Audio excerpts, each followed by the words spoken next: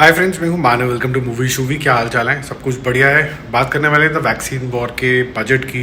कितनी ये कमाई कर सकती है 3 दिन के अंदर, इसका क्या बिजनेस हो रहा है, क्या ये पिकअप कर रहा है, और अगर पिकअप नहीं कर रहा है तो क्यों नहीं कर रहा, और कर रहा है तो क्यों कर रहा है। वैक्सीन वॉर उन साइंटिस्ट के बारे में अंदर है जो चुपचाप से दिन रात बिना हमें पता लगे बहुत सा ऐसा काम कर रहे थे, मेहनत कर रहे थे ताकि ये वैक्सीन बन पाए, जिससे इंडिया भी प्राउड हो। लेकिन लार्जली जो इंडिया के सिटीजन्स हैं जो बहुत ही मुश्किलात से निकल रहे हैं, उसको एक राहत की सांस मिल पाए और वो अपना जीवन जो है बचा पाएँ कोरोना काल के अंदर। तो काफ़ी सारे एलिमेंट्स हैं इसके अंदर के। गवर्नमेंट का क्या रोल था जो दिखाया गया है यहाँ पर, कि कुछ एंटी नेशनल्स भी हैं, ये सारी चीज़ें यहाँ पर दिखाई गई हैं। कुछ लोग बहुत ज़्यादा प्रो हैं विवेक अग्निहोत्री टाइप की मूवीज़ के, और लार्जली जो लोग हैं वो शायद बहुत ज़्यादा पसंद नहीं करते हैं। ऐसा कुछ डिवाइड सा है। लेकिन लार्जली अगर हम देखें, बात करें कि वैक्सीन वॉर का जो मुद्दा था कि we be proud of whatever is made in India, वो पार्ट इस मूवी का अच्छे से दिखाया गया है। जो एक्टिंग है वो टॉप नॉच है। डायरेक्शन भी मैं बोलूँगा कि जो इसका बजट है 25 लाख रुपए का, इंक्लूडिंग मार्केटिंग एडवर्टाइजिंग, बहुत रीजनेबल रखा गया है। तो अगर मूवी थोड़ी सी भी चलती है तो अपना बजट रिकवर करने में बहुत ज़्यादा आसानी हो जाती है। अब देखो, ये जो है मूवी, ये थोड़े अलग तरीके से डिस्ट्रीब्यूट हुई है, अलग तरीके से बनी है। ये सारा का सारा जो बीड़ा उठाया है वो ZEE5 ने उठाया है। वही इसके प्रोड्यूसर्स हैं, वही इसके डिस्ट्रीब्यूटर हैं, वही OTT के ऊपर इसको रिलीज़ करेंगे, वही इसको इसका म्यूज़िक रिलीज़ करा, वही जो है इसको जी सिनेमा के ऊपर रिलीज़ करेंगे।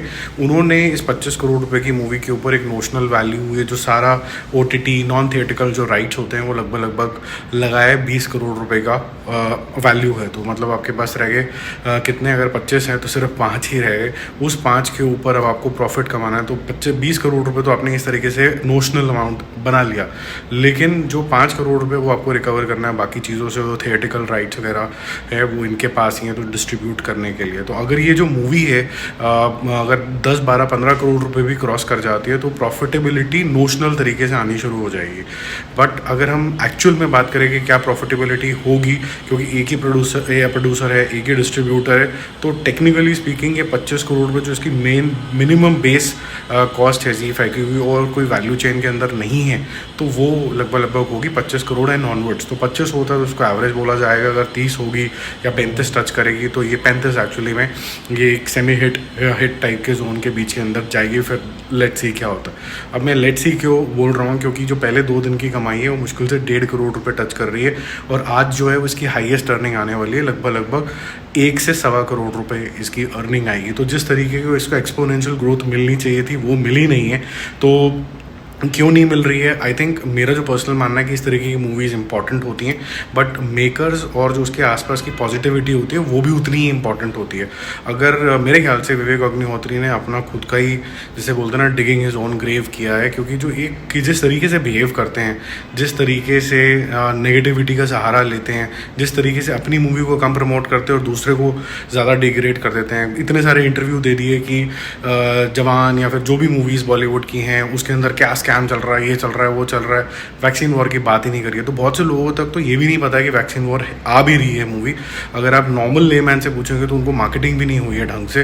तो ये थोड़ा सा जो मेकर्स हैं उनके लिए खतरे की घंटी है। ऐसा हमने कंगना रनौत के साथ भी होते हुए देखा था पहले, कि जब वो अपनी मूवीज़ के अलावा इधर उधर की बातें ज़्यादा करने लग गई थी तो लोगों का इंटरेस्ट उनकी मूवीज़ में चला गया, उनको ओपनिंग तक नहीं मिली ढंग से। और यहीं पर विवेक अग्निहोत्री का भी ऐसे कुछ होता हुआ नज़र आ रहा है। इनके पास एक आर्ट अच्छी है कि लिमिटेड बजट के अंदर ये ठीक ठाक मूवी बना सकते हैं। I think he should concentrate on good movies and good content and not get into these controversies unnecessary. Label कर देना अपने आप को pro and against somebody, it's not right. Film maker का काम होता है कि अपनी फिल्म को बनाना, और या फिर आप बोलें कि मैं एक न्यूज़ चैनल खोल लेता हूँ और मेरा काम है सच्चाई को बाहर लाना।